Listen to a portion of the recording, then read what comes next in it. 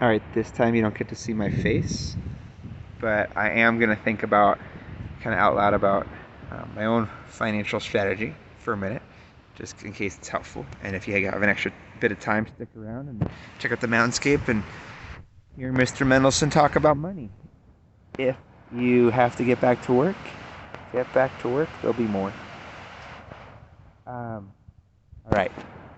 So I think the core concept for me underneath money is the idea of passive income and its relationship with financial freedom.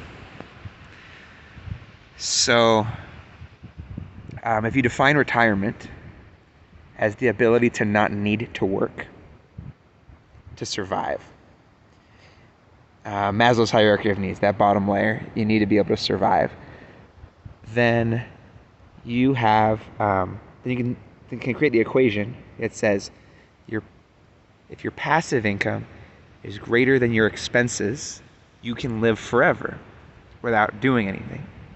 The same is true for a company.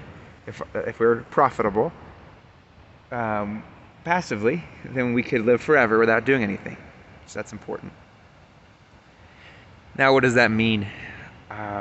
Individually, I take that with two meanings. One is to work to generate passive income. We could talk about that. But right now, the other is to recognize that scale for me is passive income. If I could be doing anything in the world right now, it would be what we're doing here right now. So if I came into $1 bazillion tomorrow, there's nothing else I'd rather do. So for that reason, scale is passive income. It'd be great to work a couple less hours a week and spend more time in places like this, but I'm doing that right now. So really, like, I'm good. So the idea of defining how much you want to work on, and then working to get there. So right now I'm working the amount that I want to work. So for this point in my life, I am doing well from a financial freedom perspective. My money is not defining my actions all that much. Then secondly, I know that one day I'm gonna get old, and I won't be as whatever I am now. I won't be climbing this rock, this rad rock, by the way, in the middle of the workday. And so I won't have as good of ideas, because ideas come to you in places like this. And so I need to make sure that when I cannot work anymore, my family will be provided for. That's just a math problem. And the thing, I'm gonna keep going. This is a long lecture. I don't think lectures work, but better than not, maybe. The thing that helps you to build passive income are things called assets. And I'll define assets as the opposite of a liability. And I'll define a liability as something that takes money out of your pocket. So then the inverse of that is an asset is something that puts money into your pocket. And if you think about how to make that happen monthly, how can you think about how much monthly income can you generate from a thing? Then you've defined an asset. The simplest version is if you have a rental home.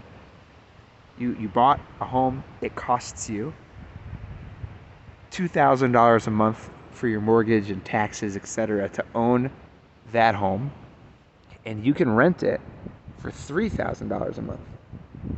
You now have $1,000 a month in passive income from your asset of that house that generates reliable income. That thing pays for itself and then more. And then if you can invest that $1,000 into something else, then eventually you could get rich slow by, if maybe you spend $4,000 a month for your whole family.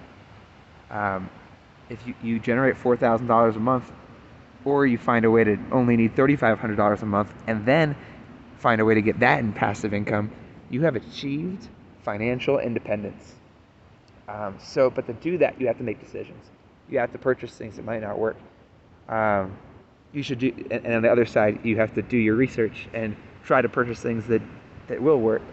So it's a whole complicated thing. And the reason I wanted to talk about it at scale is because scale is quite literally an asset.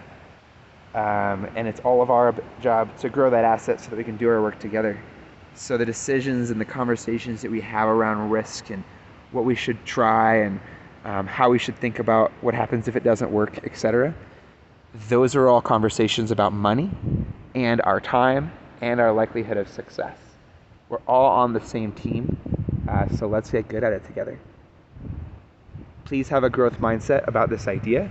I know that I do, and just because I'm the one talking does not mean that other people who have other things that they should teach me, and you are every single day. So later, Gators, I hope you enjoyed Squaw Valley and my long monologue. I'll flip it so you can know it really is me.